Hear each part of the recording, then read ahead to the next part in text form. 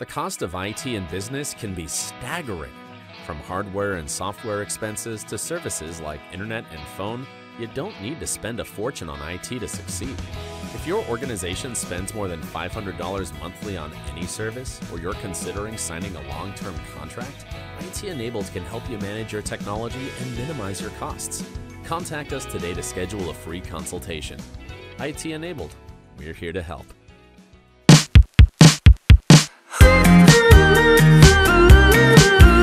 Hi, I'm Tara Watson-Watkins, President and CEO of the Lufkin, Angelina County Chamber of Commerce. Welcome to the Connect podcast, connecting business to the community. I'm here today with my co-host, Blake Pollino with BP Media Group. So this week, we're talking about Leading Edge. We have Cassidy, Kirkland, and Brent, Shankle, a previous alumni of our Leading Edge program, come in and talk about how this has helped them get really involved with nonprofit board leadership, to get involved, get plugged in, and what they learn from this program going forward. So let's jump into that episode now. Well, we are honored to have y'all with us today. Thank you for being here. Why don't you tell the listeners, let's start with each of you, just your background, where you work. Are you from Lufkin? How'd you get to Lufkin? Things like that. And then we'll jump in to the Leading Edge program. Okay. My name is Brent Shankle. I'm born and raised in Lufkin, Texas. Background is pretty thorough. Musician, radiology, nursing. Now I'm into marketing. I am a physician liaison for Apine Woods Home Health. And I've been doing that for about 2 years now. And that's pretty much how I ended up getting involved with Leading Edge. That's great. great. Kind of rundown. That's great. Mm-hmm. Cassidy? My name is Cassidy Kirkland. I am a commercial lender at Southside Bank. I was not born in Lufkin, but I got here as quick as I could. We moved here when I was 1. Okay. My That dad, counts. Good, I'm glad. Then I'll just say I was raised, born and raised. My dad is baseball coach here at Angelina College, and that's how we got here. Both my parents were teachers, and I took the complete opposite route and went into banking. So That's okay. yes. I'm so thankful that we have teachers, but I was not born to be a teacher. Oh, no, they have more patience than Yeah. I do. Yeah, we tried the homeschool thing during COVID for like 1 8-week session, and we're like, nope, this is not for us. Thank God for our teachers. Well, we're excited that you're here to talk about the Leading Edge program. For the listeners that aren't familiar with it, just so that you kind of have an overview of it, it's a program that we started 2 years ago, and it is really focused on early to mid-career professionals. We focus on nonprofit boards as well as a mentorship, and we pair a senior executive with those individuals that are going through the Leading Edge program, which really kind of helps navigate the road and propel your careers, and kind of be able to have someone to be able to call if you've got questions about career or life or just anything in general. It gives you a great senior executive in the community to be able to fall back on. We also partner with the Angelina College Nonprofit Leadership Center with Donna Bessler, and we offer board governance training. So they will graduate with a certificate for board governance training, which is so important. We continue every time to talk about all of these different nonprofits that we have in Angelina County. And to be able to now have a board bank of those that are trained and ready to serve, it's a great opportunity for the chamber to be able to give back. Because we have people call all the time that say, we're looking for a board member. Who do you have? I'm like, I've got a whole list of people. So what was your interest? What piqued your interest in being a part of this new program? It's a good question. First of all, thanks for having us. Yeah. I appreciate that. I'm gonna be honest. For me, it was my boss. Shout out to Becky Eldridge and Katie Naranjo. I had spoke with Becky and I told her my interest in getting involved with the community and building relationships. So when this opportunity became available, she told me about it and asked me if I wanted to get involved. And I told her absolutely.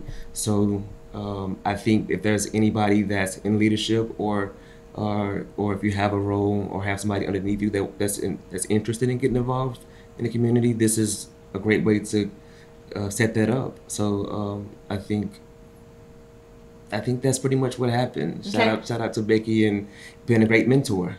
Yeah, She set me up for us to discuss. that's great. Cassidy, what piqued your interest? So similar situation, Malcolm Deason came to me and was like, hey, there's this program through the chamber. I think you'd be really interested in it. And he kind of explained it to me, and I was actually already in boards previously and still am on boards now. And I wanted to get in it to be able to, not just be a board member that sits there and doesn't know what I'm doing. Because, you walk into a board your first time. My first board I was right out of college. I just started in banking. And they're like, hey, go on this board. And I was like, okay, this will be fun. And it was a disaster. Yeah. And I kind of had been terrified to get on boards again. And it wasn't until Stacy Hodges with Junior Achievement convinced me to get on Junior Achievement. And I was like, oh, this is how a board is supposed to go. Right. And it was, going to board meetings and just sitting there. And I was like, I still don't know what I'm supposed to do. What questions am I supposed to ask? And so it basically, I wanted to be a more effective board member. That's great. Great. Throughout this program, we bring in speakers. So we've brought in Dr. Daniel Spikes, Joe Cesar, Max and Sally Alvis. We've had, I think, some dynamic speakers. What is a session that really stood out to you that you can recall back, and how did it change the way that you kind of think about boards? To be honest, I don't think I had like a favorite session. I enjoyed them all. Yeah. Like that's what we like to hear. Yeah. I enjoyed them all, and it was amazing. I think the way that it was set up, with Miss Donna Bustler, and you having like class for a couple of hours, and then having somebody come in and give you their own personal experience, I think was genius. It's one thing to sit and get the lessons, but to backdoor and hear like real life situations on top of that kind of added more flavor. So to hear about ways that people stay grounded, because most of these people are already kind of really involved in the community, and hearing suggestions about how to get involved in nonprofit organizations successfully, and kind of give you guidance on how to watch for these pitfalls that may happen, about how to arrange not being overwhelmed and stuff like that, and hearing personal experience. It kind of gives you like a deeper insight on how nonprofit organizations work. So kudos to you guys for setting that up. Thanks. And it also, like, again, I was really in a position to where I wanted to just build relationships. So being exposed to these people, I know Daniel Spikes pretty well, and we're involved in church really well. But to see him outside of church and involved in the community, I just saw another side of him. So that was awesome. That's great. How about you, Cassie? I think similar. It was every session was phenomenal. The one that really stood out to me, it was Stacy and Crystal Williams came and talked with us, and it coming from an executive director and then someone that's been very involved in boards and started her own business and been the chair of the board, and them talking about the negatives and the positives of a good board member, and really seeing the scenarios and the true life scenarios that came from the different boards was very interesting, very enlightening. Sure. That's great. So what did you feel about the training that you received? So you're both serving on boards now, right? How did you feel that prepared you for what you're doing now? That's a good question. I feel like so in regards to training, you learn.